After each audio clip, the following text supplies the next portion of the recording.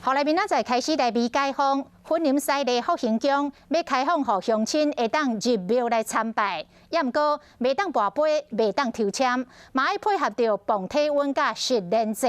而做好着周齐的防疫的措施了后，才入庙来求平安。体温正常。中央宣布，各县市会使依照各地方的实际状况，伫部分的场所有条件的解封。所以讲，西丽福兴宫目前拍算要配合这中心防疫关键，将伫明仔载开放信众入庙参拜。大家还是要自己就是稍微自己克制自己就对了。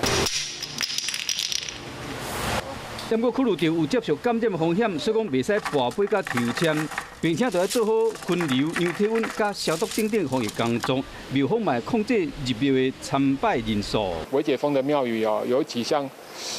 事情是不可以做的哦，比如说像跋杯跟抽签哦因为